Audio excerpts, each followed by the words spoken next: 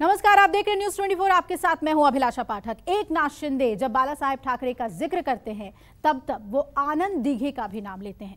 शिंदे के समर्थन में लगे हर पोस्टर पर बाला साहेब के कद के बराबर आनंद दीघे की भी तस्वीर होती है। आनंद दीघे पर आई फिल्म धर्मवीर के प्रीमियर के बाद से ही उद्धव और शिंदे के बीच कहा जाता है कि तकरार बढ़ी और पूरी बाजी ही पलट गई। चलिए आपको दिखाते हैं बाल ठाकरे के शिष्य और शिंदे के गुरु धर्मवीर आनंद दीघे की कहानी।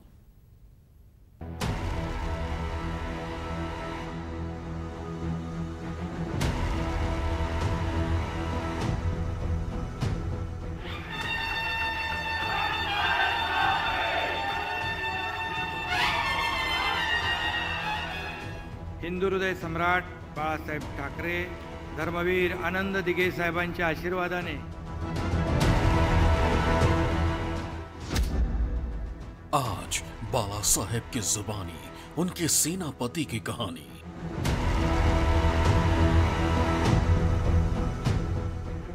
एकनाथ शिंदे हे आनंद दिघे यांनी उभी केलेली माणसं आहेत, त्यांच्या तालमीत तयार झालेली माणसं आहेत। ठाकरे के शिष्य, शिंदे के गुरु, जहां से शिवसेना होती थी शुरू।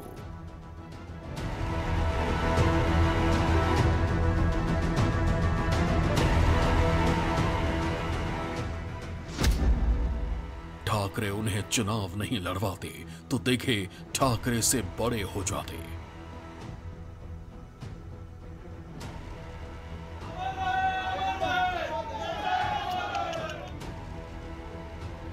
बाला साहेब ठाकरे हिंदुत्ववादी लेके चलते थे और वो कट्टर हिंदू थे। बाला साहेब ठाकरे वाली शिवसेना मतलब हिंदुत्व की शिवसेना। जिंदा थे तो हलचल मचाई, मौत हुई तो मुंबई जलाई।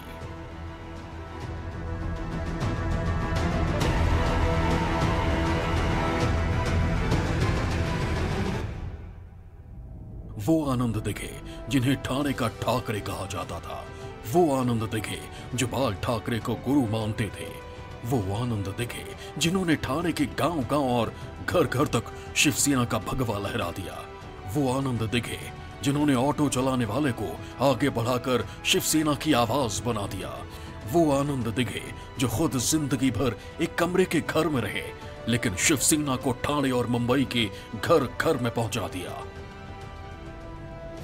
वो आनंद दिघे जिनकी जिंदगी जितने विवादों में रही, मौत भी उतने ही सवालों के साथ हुई। ये उस धर्मवीर आनंद दिघे की कहानी है जिनके पोस्टर बाला साहेब ठाकरे के साथ महाराष्ट्र भर में लगे हैं। ये उस आनंद दिघे की कहानी है जिनका जिक्र एकनाथ शिंदे हर बार बाला साहेब ठाकरे के साथ उनकी बराबरी पर करते हैं। हिंदू हृदय सम्राट बाळासाहेब ठाकरे, धर्मवीर आनंद दिघे साहेबांच्या आशीर्वादाने। तो कौन थे आनंद दिघे जिनकी मौत की खबर का ऐलान करने की हिम्मत बाला साहेब ठाकरे में भी नहीं हुई थी?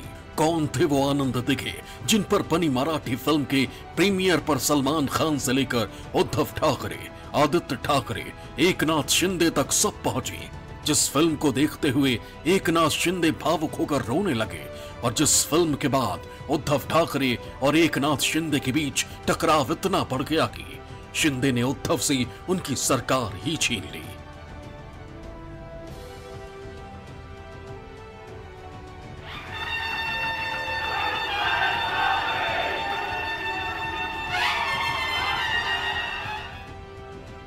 ये कहानी ठाणे के एक आम से लड़के की है।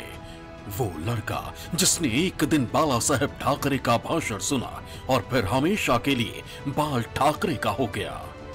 ये आम सा लड़का शिवसेना में इतना खास बना कि मौत के 21 साल बाद भी ठाणे में आनंद दिघे को कई घरों में देवता की तरह पूजा जाता है। तुझ्या नावाविना नसे काही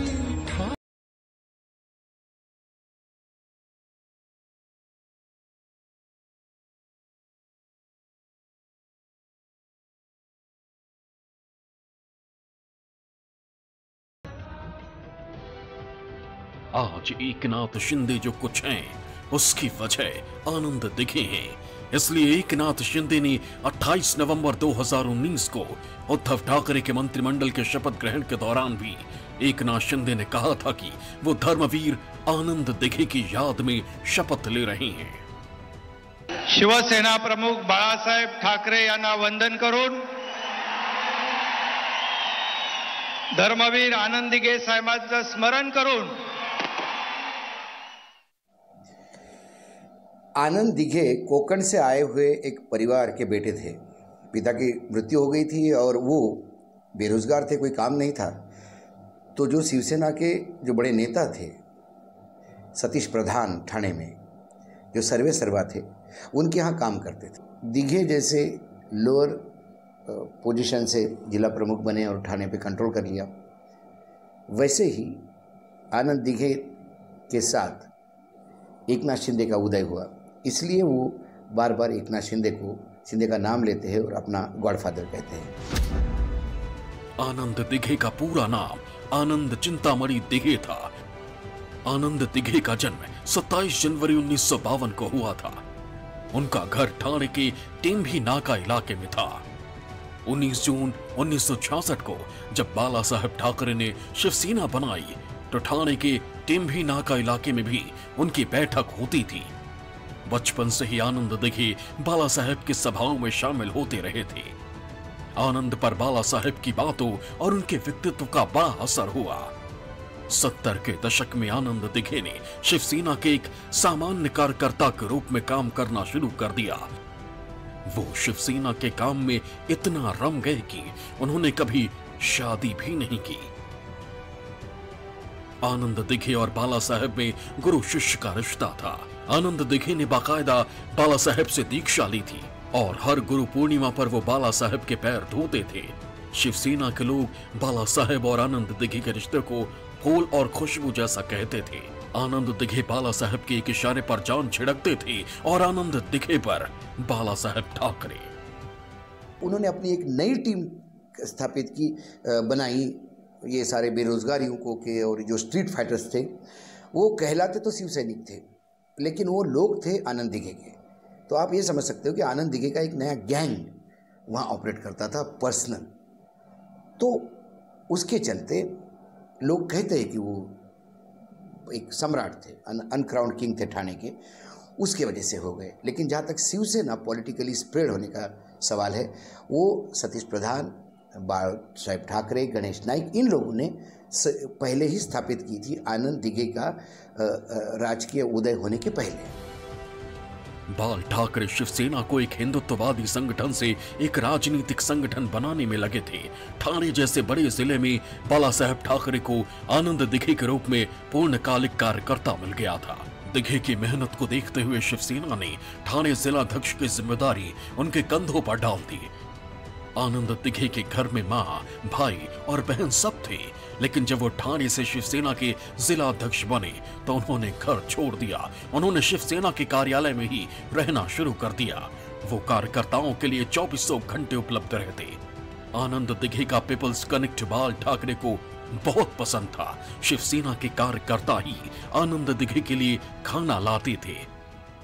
वो भी एक बेडरूम में रहते थे और मैं भी एक ही बेडरूम में रहता हूँ। फिर हमारे आदित्य जी से बात हुई, उन्होंने एक और कॉमन बात बताई कि उनकी भी शादी नहीं हुई थी और मेरी भी। शिंदे के गुरु आनंद दिघे की मराठी बायोपिक फिल्म धर्मवीर के प्रीमियर पर शिंदे के साथ उद्धव ठाकरे, आदित्य ठाकरे के साथ सलमान खान भी पहुंचे थे। लेकिन इसी प्रीमियर के बाद उद्धव और शिंदे के बीच दूरियां बढ़ना शुरू हो गई। फिल्म में आनंद दिघे का ठाणे की शिवसेना पर एक छत्र राज दिखाया था। उनके फैसलों के सामने बाला साहेब ठाकरे को भी झुकने पर मजबूर दिखाया गया। फिल्म के सिर्फ एक सीन में उद्धव ठाकरे का जिक्र दिखाया गया, वो भी आनंद दिघे के निधन के वक्त। ये बातें शायद उद्धव ठाकरे को पसंद नहीं आई। प्रीमियर में भी वो आधी फिल्म देखकर ही उठ गए थे। हालांकि बाद में उद्धव ठाकरे ने कहा था कि वो धर्मवीर आनंद दिघे के निधन का सीन नहीं देख पाते, इसलिए चले गए। लेकिन इस फिल्म के प्रीमियर के कुछ ही दिन बाद महाराष्ट्र की सियासत और शिवसेना पूरी तरह बदल गई। धर्मवीर पिक्चर आनंद दिघे के जीवनी पर आधारित थी। उस पिक्चर की पूरी स्क्रिप्ट और रूपरेखा एकनाथ शिंदे ने बनवाई थी और उस पिक्चर में जो चीजें दिखाई गई है उसमें दर्शाता है कि वो आनंद दिघे के स्वाभाविक उत्तराधिकारी थे। और ये बात सही है कि धर्मवीर पिक्चर आने के बाद मातोश्री और एकनाथ शिंदे के बीच जो मनमुटाव तो बहुत पहले से चल रहा था, दूरी और बढ़ी, क्योंकि मातोश्री को ये अच्छा नहीं लगा कि आनंद दिघे जो शिवसेना के दूसरे बाल ठाकरे थे उनका उत्तराधिकारी उनके परिवार से कोई अलग व्यक्ति या एकनाथ शिंदे को दिखाया गया है। उद्धव ठाकरे को अच्छा नहीं लगा था। आनंद दिघे ने टिम्भी नाका क्षेत्र में आनंद आश्रम की स्थापना की। इस आश्रम में रोज सुबह जनता दरबार लगता था। क्षेत्र के लोग दिघे को अपनी समस्याएं बताते थे। समस्या से घिरे लोग सुबह 6 बजे आनंद आश्रम में इकट्ठा हो जाते थे। वो लोगों की शिकायतें सुनते थे और लोगों की मदद करते थे। दिघे अपनी ताकत का इस्तेमाल करके तत्काल समाधान कराने लगे। प्रशासन के सभी लोगों में इस सभा को लेकर भय पैदा हो गया था। जितना बड़ा कद आनंद दिघे का ठाणे में हुआ करता था, आज वही पहचान एकनाथ शिंदे की है। आनंद दिघे और एकनाथ शिंदे ने जय अम्बे संस्था के जरिए नवरात्र उत्सव को धूमधाम से शुरू कराया। महाराष्ट्र की सबसे बड़ी दही हांडी ठाणे की भी गिनी जाती है और इसे भी शिंदे और उनके गुरु ने ही शुरू कराया। आनंद आश्रम को थाने का मातोश्री या फिर शिवसेना भवन कहें तो गलत नहीं है। मैं इस वक्त मौजूद हूं आनंद आश्रम के ठीक अंदर और आप तस्वीरों में देख सकते हैं कि ये आनंद दिघे की एक बड़ी सी तस्वीर इस आश्रम के अंदर लगी हुई है और बगल में शिवसेना का भगवा झंडा है। आपको बता दें कि साल 1984 में आनंद दिघे जो है यहाँ रहने के लिए आए थे और इसी आनंद आश्रम से वो शिवसेना चलाते थे और न सिर्फ शिवसेना चलाते थे बल्कि सामाजिक कार्य भी इसी आनंद आश्रम से करते थे। उनके निधन के बाद उनके चेले, उनके शिष्य एकनाथ शिंदे जो है वो यहाँ पर आने लगे और यहीं से वो शिवसेना का परिचालन करने लगे। आपको बता दें कि आनंद आश्रम जो है एकनाथ शिंदे के गुरु आनंद दिघे के नाम पर ही बनाया गया है। दिघे धार्मिक तौर पर बहुत ही सख्त नीति का पालन करते थे। इन धार्मिक गतिविधियों ने धर्मगुरु के रूप में उनके प्रसिद्धि फैलाई। उन्हें शिवसेना के स्वयंसेवकों के लिए रोजगार के मौके पैदा करने की कोशिश की, इसलिए उन्होंने ठाणे के लोगों के दिलों पर राज करना शुरू कर दिया। लेकिन यहीं से दिघे की राजनीतिक चुनौतियां भी बढ़ने लगी। उन्हें शिवसेना में ही चुनौती मिलने लगी। जब आनंद दिघे शिवसेना प्रमुख बने, जिला प्रमुख बने वहाँ पे ठाणे में, तो उन्होंने एक बात ज़रूर देखी, क्योंकि ठाणे में 2 बातों का आम आदमी को बहुत परेशानी थी। एक स्कूल में बच्चों का एडमिशन और अस्पताल में ट्रीटमेंट।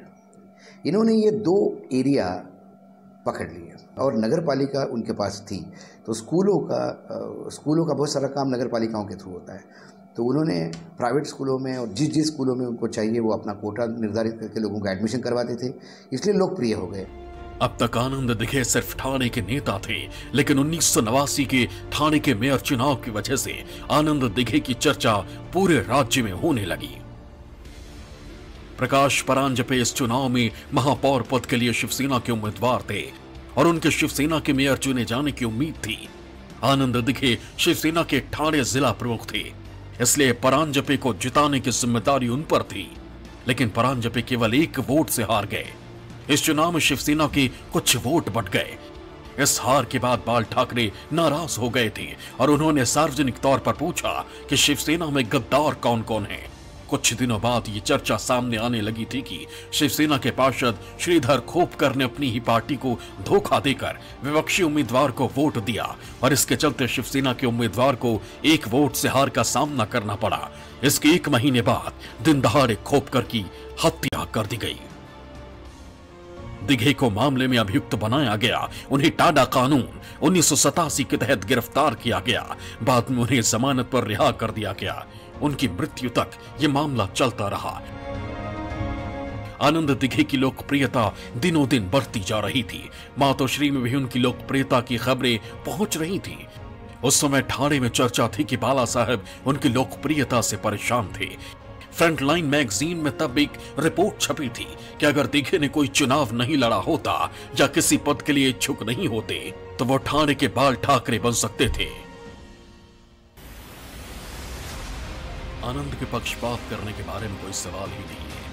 आनंद की हिंदू धर्म के प्रति वफादारी के बारे में कोई संदेह नहीं है, लेकिन आनंद जिस तरह से मामलों को संभाल रहा है उसके बारे में एक सवाल है। आनंद दिघे ने तब कहा था, मैं शिवसेना प्रमुख बाला साहब ठाकरे की सहमति से ही काम करता हूं।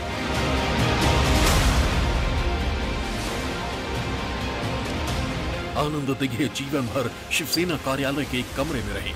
उन्हें करप्शन करने वालों से सख्त नफरत थी, इतनी कि जब ठाणे नगर निगम में शिवसेना सत्ता में थी और आनंद दिघे शिवसेना के जिला अध्यक्ष थे तो उन्होंने अपनी ही पार्टी के पार्षदों पर आरोप लगाए। उन्होंने आरोप लगाया था ठाणे नगर निगम में 41% भ्रष्टाचार चल रहा है। ठाणे में नगर निगम ठेके देते समय पार्षद कमीशन खाते हैं। आनंद दिघे अपने हर कार्यकर्ता से पर्सनली मिलते थे। उनकी मौत के पीछे एक वजह ये भी रही, 24 अगस्त 2001 की सुबह गणेश उत्सव था।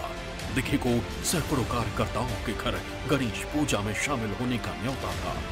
दिघे हर कार्यकर्ता के घर खुद पहुंचे। ये सिलसिला पूरी रात चला। सुबह वो मजदूरों से मिलने उनके घर की तरफ निकल गए। इसी दौरान उनके ड्राइवर को नींद की झपकी आ गई और एक्सीडेंट हो गया। इस हादसे में उनका पैर टूट गया। उनके चेहरे पर भी चोट आई। हादसे के बाद उन्हें ठाणे के सिंघानिया अस्पताल में भर्ती कराया गया था। वहां उनका ऑपरेशन हुआ। 26 तारीख की दोपहर उनके पैर का ऑपरेशन किया गया। अस्पताल में उनसे मिलने राज ठाकरे पहुंचे। शाम 7:15 बजे उन्हें दिल का पहला दौरा पड़ा। 10 मिनट बाद शाम 7:25 पर उन्हें ज्यादा बड़ा दिल का दूसरा दौरा पड़ा। अस्पताल में रात 10:30 बजे उन्होंने अंतिम सांस ली। दिघे उस समय 50 साल के थे। हुई तो कई लोगों ने नारायण राणे को इसके लिए जिम्मेदार बनाया। नारायण राणे भी कई बार ये बोलते हैं इशारों में कि मुझसे मुंह मत खुलवाओ, मातोश्री क्या करवाता है। ऐसे असंख्य सवाल उठते हैं। तो उनके मृत्यु को लेके एक पहेली ज़रूर है जो अभी तक कोई बुझा नहीं पाया। शायद अब एकनाथ शिंदे मुख्यमंत्री बने हैं। एकनाथ शिंदे यदि उनका नाम लेते हैं, उनको अपना गॉडफादर मानते हैं, तो शायद वो इस केस को फिर से निकाले और देखे कि ये जो मृत्यु है आनंद दिघे की ये हुई कैसे। क्योंकि जो इंसान हंसता खेलता बोल रहा था वो एकाएक कैसा जा सकता है। किसी के ये कहने की हिम्मत नहीं हुई कि आनंद दिघे की मृत्यु हो गई है। अंत में उद्धव ठाकरे ने सार्वजनिक तौर पर घोषणा की, आनंद दिघे का निधन हो गया है। उद्धव का इतना कहना था कि अस्पताल के बाहर करीब 1500 दिघे समर्थकों ने पूरे अस्पताल में ही आग लगा दी। एकनाथ शिंदे ने जैसे तैसे आनंद दिघे का शव बाहर निकाला। नमस्कार, मैं हूं मानक गुप्ता। अगर आपको हमारा ये वीडियो पसंद आया हो तो इसे लाइक और शेयर जरूर करें और हां, हमें सब्सक्राइब और फॉलो करना ना भूलें ताकि आप देश और दुनिया की कोई खबर मिस ना करें। तो जुड़े रहिए हमारे साथ और देखते रहिए न्यूज़ 24।